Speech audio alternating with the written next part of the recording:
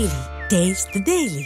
Kiruthika madam, இப்போ Tamilvendhan sir சொல்லும்போது சொல்றாங்க அவங்க ஊர்லலாம் இந்த காலை உணவு திட்டம் அப்படின்றது மிக முக்கியமான ஒரு திட்டம், அதை கொண்டாடுறதுல என்ன தப்பு அப்படிங்கிறது அவரோட பாயிண்டா இருக்கு. நீங்க நடந்து முடிஞ்ச இந்த விழாவை எப்படி பாக்குறீங்க? இது தேவையானது தானா? சார், இந்த விழாவில் நீங்க சொன்ன மாதிரி மேடம் வந்து பழசெல்லாம் சொல்லிட்டாங்க, ஹிஸ்டரி சொல்லிட்டாங்க, இது என்ன கரண்டா எப்படி இருக்கு எஜுகேஷன் எல்லாம் சொல்லிட்டாங்க. ஸோ விழாவில் வந்து இப்போ எஜுகேஷன் அப்படின்னா நம்ம எதையெல்லாம் எடுத்துக்கணும் அப்படிங்கிறது முதல்ல டேட்டா சொல்லிடுறேன். இவங்க டேட்டாங்கிறாங்களே, ஏதாவது ஒரு டேட்டா ஏதாவது வருதாங்க சார்? டேட்டா வெள்ளை அறிக்கை வந்து எதிர்கட்சி தலைவர் கேட்டா வெள்ளை பேப்பர் வச்சிரு, இப்படிதான் இருக்கும் இவங்களோட டேட்டா. ஒரு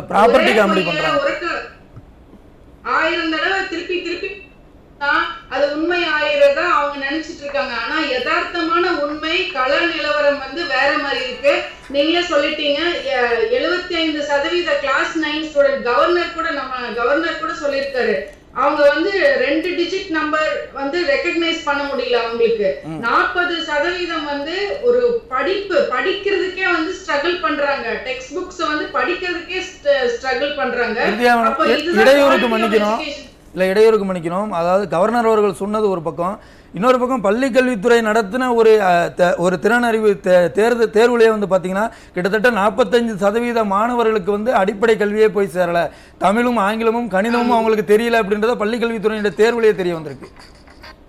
ஆமாங்க. அது அப்ப இதெல்லாம் எதனால அப்படின்னா, போதுமான அளவு டீச்சர்ஸே இல்லை. டீச்சர்ஸ் பார்த்தீங்கன்னா ஹெட் மாஸ்டர்ஸ் மட்டும் 1000 பேர் பதவி வந்து காலியா இருக்கு. 1000க்கும் மேற்பட்ட ஆசிரியர்கள் வந்து நியமனத்துக்காக வெயிட் பண்றாங்க. அது இனி அவங்க அனௌன்ஸே பண்ணல. அனௌன்ஸ் பண்ணிருக்கிறது வந்து இப்ப ரொம்ப சொற்பமா அனௌன்ஸ் பண்ணிருக்காங்க. அது எப்ப ரெக்ரூட் பண்ணுவாங்கன்னு தெரியாது. ஒண்ணு, இப்ப எவ்வளவு ஸ்டூடெண்ட்ஸ் இருக்காங்கன்னா, பிரைமரியில மட்டும் 31,336 பள்ளிகள் இருக்கு, பிரைமரி ஸ்கூல். அதுல 25,50,000 மாணவர்கள் வந்து படிக்கிறாங்க. அப்போ ஆசிரியர்களே இல்லாம பேசணும். ஆசிரியர்களே இல்லாத போது அவங்க என்ன சும்மா ஸ்கூலுக்கு போயிட்டு வந்துட்டு இருப்பாங்க, அவ்வளவுதான். அதே போல செகண்டரி ஸ்கூல்ஸ்ல வந்து 27,24,000 பேர் படிக்கிறாங்க. 1,16,000 டீச்சர்ஸ் இருக்கிறாங்க. பள்ளிகளே வந்து செகண்டரி ஸ்கூல் பள்ளிகள் வந்து 6,218 பள்ளிகள் இருக்குங்க. சோ நம்ம வந்து எஜுகேஷனுக்கு வந்து காலகாலமா கொடுத்துட்டு வந்த இம்பார்ட்டன்ஸ் வந்து இப்போ வந்து குவாலிட்டி கொடுக்கறதுக்கு பதிலா நம்ம எண்ணிக்கை மட்டும் வச்சு பெருமைப்பட முடியாது. ஏன்னா அது வந்து பல வருஷங்களா பல ஆண்டுகளாக காமராஜர் காலம் தொட்டு புரட்சி தலைவர் வந்து அது வந்து எடுத்துட்டு போனது. அதுக்கப்புறம் இந்த அம்மா அவங்க வந்து நிறைய அதுக்கு இம்பார்ட்டன்ஸ் கொடுத்து பண்ணுது. இதுல எல்லாமே பாத்தீங்கன்னா இவங்க வந்து ஒரு ஃபோர்சைட், அதாவது ஒரு தொலைநோக்கு பார்வையோட தான் செயல்பட்டாங்க.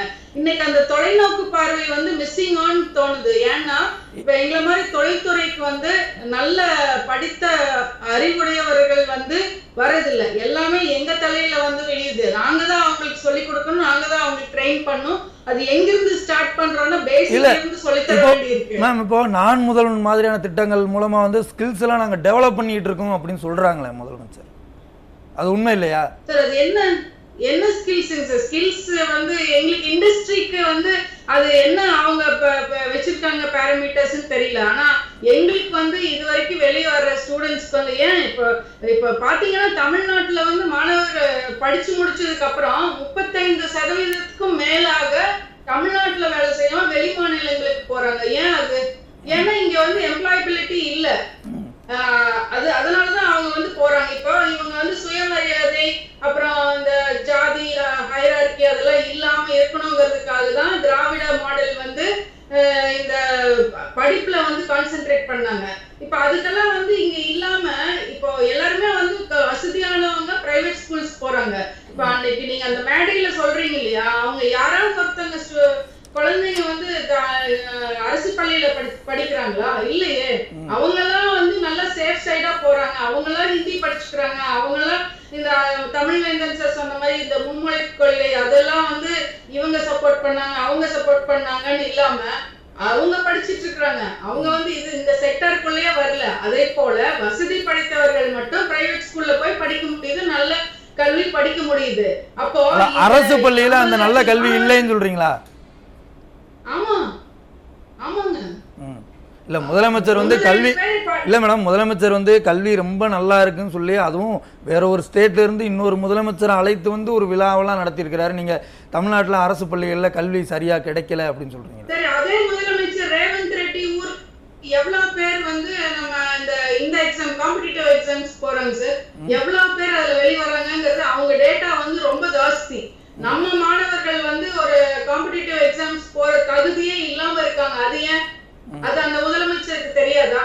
ஆந்திரா இஸ் லீடிங் அப்படிங்கறது ரேவந்த் ரெட்டிக்கு தெரியாதா? தெரியும் சார். இதெல்லாம் வந்து ஒருத்தருக்கு ஒருத்தர் வந்து ஒரு ஆதரவா இருந்துக்கிறாங்களே ஒழிஞ்சு நிதர்சனமான உண்மை என்பது வேறாக இருக்கு. இது வந்து அவங்க துணை அவங்க வந்து ஆதரவு கட்சிங்கிறதுனால அவங்க வந்து பேசிட்டு போறாங்க. ஆனா நம்மளை விட நம்மளுக்கு பின் வந்த ஆந்திராவும் தெலுங்கானாவும் பல காம்படிட்டிவ் எக்ஸாம்ஸ்ல வந்து அவங்க வந்து முன்னேறி இருக்காங்க. இங்க வந்து நம்ம குழந்தைங்க அட்டெம்ப்ட் கூட பண்றது இல்ல. அது ஏன் அப்படி? நீட்ல இருந்து எடுத்துக்கோங்க, நம்மளது அப்படியே கம்மியாயிட்டே இருக்கு. அதே மாதிரி ஜேஇ அந்த மாதிரி காம்படிட்டிவ் எக்ஸாம்ஸ்க்கெல்லாம் நம்ம குழந்தைங்க போறது இல்லைங்க, போனாலும் முடியறது இல்ல.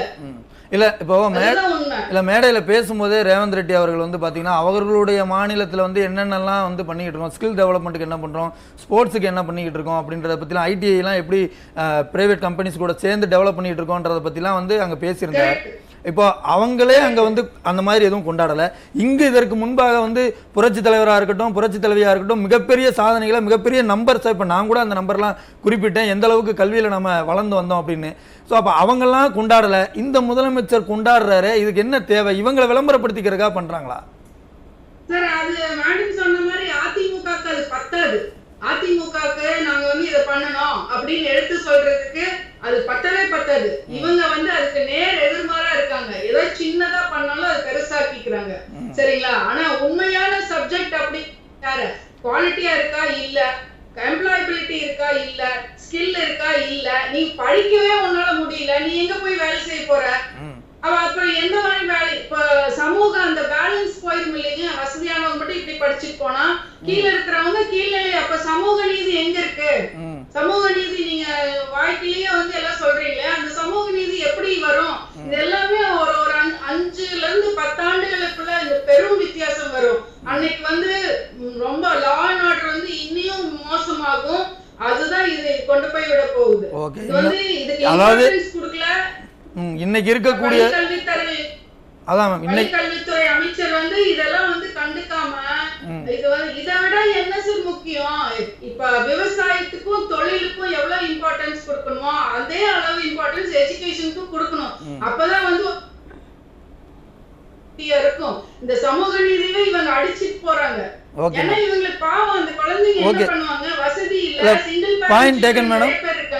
இல்ல நான் நீங்க சொல்ல வர கருத்தை எடுத்துக்கிட்டேன். கிருத்திகா மேடம் உங்களுடைய இறுதி கருத்தை மிக சுருக்கமா சொல்லுங்க மேடம்.